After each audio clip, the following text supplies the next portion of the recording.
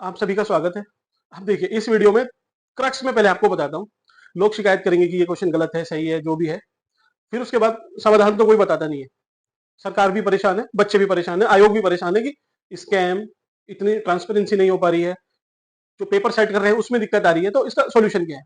मैंने सोचा है आराम से, मैं आपको सोल्यूशन बताता हूँ। एकदम ट्रांसपेरेंट है, यूथ की जवानी बर्बाद नहीं होगी, आयोग का भी टाइम वेस्ट नहीं होगा, सरकार के भी पैसे खर्च नहीं होंगे। ठीक है, कोई उसके ऊपर दाग भी नहीं आएगा। तो समाधान क्या है? पहली चीज, सरकार को क्या करना चाहिए कि सपोज उत्तराखंड का इस बार का डेटा लेते हैं, 70,000 लोगों ने एप्लीकेशन दी। ठीक है, आयोग में। तो करना क्या चाहिए, जो एप्लीकेशन आई उसकी पर्ची बनाई सरकार, सरकार क्या, जो आयोग है वो पर्ची बना के बड़े से डब्बे में डाल दे। ठीक है, डाल दिया। अब जाए, सपोज तहसीलदार की 4 पोस्टें हैं, तो जाए उस डिपार्टमेंट में, बोले कि इसमें से 4 पर्ची निकालो, तहसीलदार सेलेक्ट, खत्म।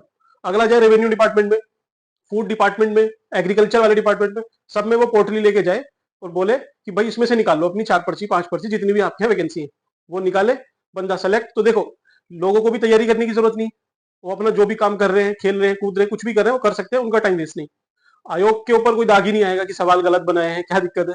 सरकार के ऊपर स्कैम का, पेपर कैंसिल का, पोस्टपोन का, लॉजिस्टिक का कोई खर्चा नहीं। सबसे बढ़िया सॉल्यूशन है। ऐसे ही सेंट्रल लेवल पे भी हो जाना चाहिए, यूपीएससी भी काफी फेमस है इस टाइम पे।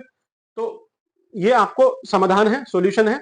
आराम से प्लीज सरकार अगर इसको देखे तो कंसीडर करे, क्योंकि जो अभी हो रहा है वो इसी के अनुरूप है। कैसे? आयोग है, आप उससे पेपर बनवाते हैं। ठीक है, मैं एवरेज लेके चलता हूं कि 15 टीचर होंगे जो एक पेपर सेट करते हैं पीसीएस का। ठीक, 150 क्वेश्चन, 15 टीचर, तो एक टीचर पे कितने क्वेश्चन है? 10 क्वेश्चन है। ठीक है, अब आयोग लेता है पेपर 2 साल में, 2-3 साल लग जाते हैं, 2 साल में एवरेज लेके चलता हूं। तो इसका मतलब 24 महीने में उसको 10 क्वेश्चन बनाने हैं, एक महीने में आधा क्वेश्चन। इंटरनेट भी है, चैट जीपीटी भी है, सब कुछ है उसके पास, उससे आधा क्वेश्चन भी सही नहीं बन रहा है। तो जो सो कॉल्ड इंटेलेक्चुअल टीचर है, इनके ऊपर क्वेश्चन उठने चाहिए। ठीक है, कुछ ना कुछ कार्रवाई इनके ऊपर होनी चाहिए। क्यों? क्योंकि सही बच्चा फेल हो रहा है और जो फेल होने वाला था वो पास हो रहा है। कैसे? अभी भी नहीं समझ में आया? चलिए, किसी ने 120 क्वेश्चन अटेम्प्ट किए, 100 सही है उसके, 20 गलत है। ठीक है, वही दूसरा बच्चा है, उसने 120 ही अटेम्प्ट किए, उसके 60 सही है और 60 गलत है।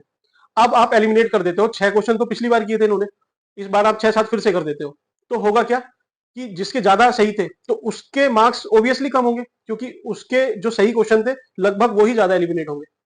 और जो बच्चा फेल होने वाला था, जिसके 60 क्वेश्चन सही थे, उसने क्योंकि गलती ज्यादा की है, तो उसको एडवांटेज ज्यादा है, उसके ज्यादा क्वेश्चन सही हो जाएंगे।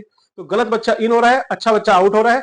तो आप, आपकी रिक्रूटमेंट प्रोसेस आप सोचिए, आप जाने। ठीक है, स्टूडेंट या फिर किसी के साथ भी जस्टिस तो एटलीस्ट नहीं हो रहा है, सब कुछ अब गैम्बल बन गया है, भगवान भरोसे है। चलिए, जो भगवान को मानते हैं वो ठीक है, लेकिन जो अथीस्ट है उनके साथ तो इनजस्टिस है, ये बात आपको समझनी पड़ेगी।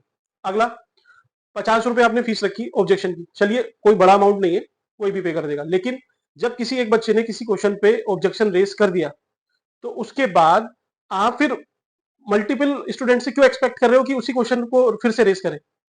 आप उस पर जांच कीजिए जो क्वेश्चन रेस किया, और फिर जो भी एप्लीकेशन आ रही है उनको मना कर दीजिए कि हम एक्सेप्ट नहीं करेंगे, इस क्वेश्चन से रिलेटेड जितने भी किसी ने रिक्वेस्ट करनी थी वो कर चुका है। तो ये तो आयोग को पता है ना एटलीस्ट। तो इन सब चीजों पे कुछ ना कुछ तो एटलीस्ट होना चाहिए। ये क्वेश्चन है, देखिए कितनी एम्बिग्यूटी है पीआईबी की, आराम से इसमें डेटा है, कम से कम टीचर इसी को पढ़ लें। एटलीस्ट इतना तो पढ़ सकते हो आप, जब स्टूडेंट से आप एक्सपेक्ट कर रहे हो कि उसको इतना सारे पता होना चाहिए कौन कौन सा प्रोग्राम का पार्ट है, नहीं है। तो आप पे भी तो कुछ ना कुछ लागू होता है या नहीं? या आंख बंद करके पेपर बनाते हो? अगला, इससे मेरा मतलब सही और गलत का नहीं है। अब ये डेटा है, आपने ये नहीं पूछा कि कौन से ईयर में किस रिपोर्ट के अकॉर्डिंग। ठीक है, तो ऐसे अगर आपसे कोई पूछ ले कि बताइए इंडिया में सेक्स रेशियो कितना है, तो आप कितना बताएंगे? भाई फैमिली हेल्थ सर्वे कुछ और बोलता है, सेंसस कुछ और बोलता है 2011 का, यूएन की रिपोर्ट कुछ और बोलती है। तीनों अगर अपना अपना डेटा रख देंगे, तीनों का सेम तो नहीं है, तो आंसर सेम कैसे हो जाएगा? पूछने का भी तो तरीका होता है कि भाई 2011 की सेंसस के हिसाब से बताइए कि कितना सेक्स रेशियो है। ठीक है, या फैमिली हेल्थ सर्वे के हिसाब से बता दीजिए। आप अपने हिसाब से ऐसे कैसे मनमानी होगी? अब मन की बात तो कोई समझेगा नहीं ना इसमें। आप इसमें देखिए, सेम चीज है, कोई ईयर मेंशन नहीं है, कब तक है, तो ऐसे क्या पता करेगा कोई भी? नेक्स्ट, ये एक न्यूज का क्वेश्चन था, इस पे भी लोगों को ऑब्जेक्शन है, तो आप अपने ऑब्जेक्शन रेज करना। ये देखिए, large area in the India, ये फॉरेस्ट के ऊपर था। एनसीईआरटी में कुछ और है, आईएसएफआर जो फॉरेस्ट रिपोर्ट आती है, ये अपना 2019 की है, इसमें कुछ और बोल रहा है। तो जो हमें दिख रहा है नेट से हम एक्सेस कर पा रहे हैं 2 मिनट में, कि टीचर नहीं कर सकते क्या उसको, या क्वेश्चन बना देते हैं आंसर चेक ही नहीं करते, या क्वेश्चन कोई और बनाता है आंसर की और कोई बनाता है, ठीक है। तो ये आपको सोचना है। ये नित्यानंद स्वामी जी और एनडी तिवारी, अरे फर्स्ट सीएम, फर्स्ट मतलब कौन है, इलेक्टेड है, इन नॉट इलेक्टेड है, कैसा है, नॉमिनेटेड है, कुछ कीवर्ड्स भी तो होते हैं, एडजेक्टिव भी तो होते हैं। अब उसके बिना आप पूछ लोगे तो एम्बिग्यूटी तो आएगी। अगर मेरी बात से एग्री है तो प्लीज लाइक करना, डिसएग्री है तो डिसलाइक कर देना, ठीक है। आपका कोई सजेशन है तो आप उसको कमेंट सेक्शन में जरूर लिखना, लेकिन एटलीस्ट अपना कुछ फीडबैक जरूर देना।